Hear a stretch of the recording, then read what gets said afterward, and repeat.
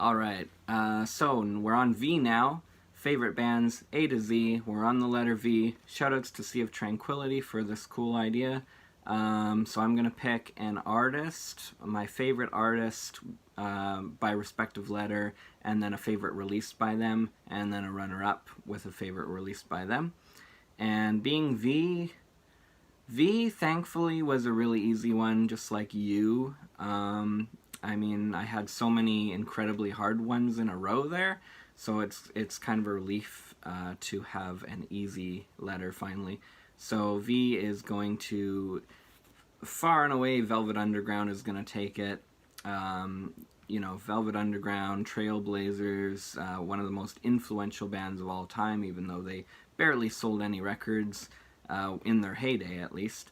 They sold them all afterwards. So, and picking a release by these guys, I mean, I love the self-titled. I love White Light, White Heat. And Loaded is pretty cool too, even though I don't find it quite as consistent. But, you know, it's got Sweet Jane and Rock and Roll on there. But I'd be kind of lying to myself if I didn't pick Andy Warhol, aka the Banana Album, aka Velvet Underground and Nico, which is, you know, the real title of it. And, you know, this has some of their greatest poppiest stuff on it, and then also, you know, some of their greatest noisy stuff. Though one of their subsequent albums would be way noisier and have, you know, the ultimate Sister Ray on there. That's awesome, but, you know, there's not a bad song here. It's a classic. I consider this one of the best records of the 60s. As much as I like the Beatles, I think that maybe this album I like better than anything the Beatles put out, which is a tall order because look at Abbey Road. Wow, like what a classic. That's a 5-star record, I think. Like, it's great. But this is too, and you know, Run, Run, Run, that's really catchy. Venus and Furs is just kind of mysterious and kind of sexy, and Femme Fatale's fun. I'm Waiting for the Man is incredible. So good, David Bowie figured he had to cover it, which is great.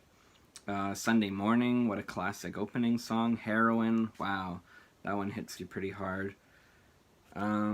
European Sun, I think I said that already.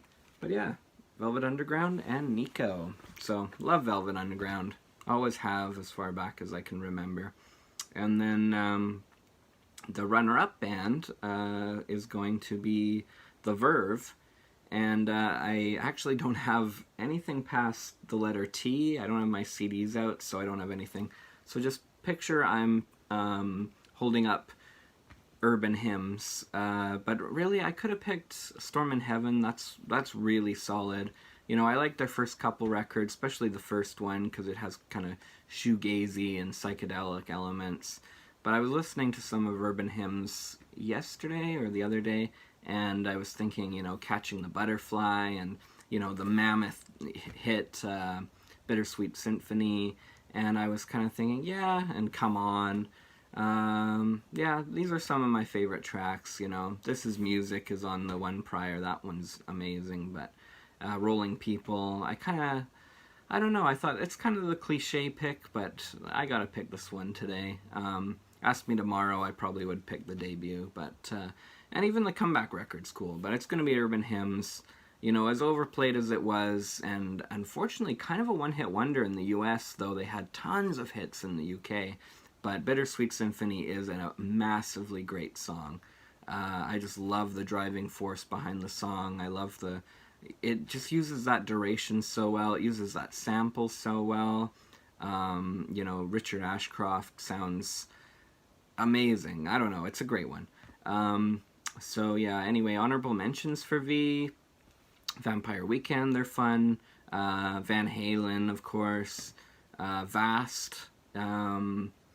Vangelis. I mean, I've got the Blade Runner soundtrack, so, and some of his other stuff is great too, but maybe requires a little more investigation.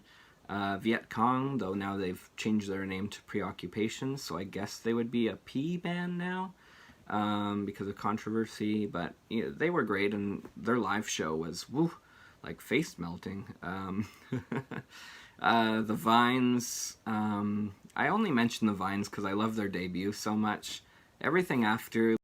Okay, so yeah, I was saying the Vines, I think. So Highly Evolved is great, but some of the subsequent ones are all decent, but there's not really many highlights off them, and yeah. The Voids, definitely because of their first record, that's Julian Casablanca's Stroke side project, I guess, which kind of was a side project, but now seems like a full-fledged thing. And that first record especially was really cool. And then Volcano Choir, which is Justin Vernon. I always want to call him Bon Iver, but Justin Vernon's other band, Volcano Choir, who for years I liked that so much more than Bon Iver. But, you know, nowadays I have to kind of give it up to Bon Iver.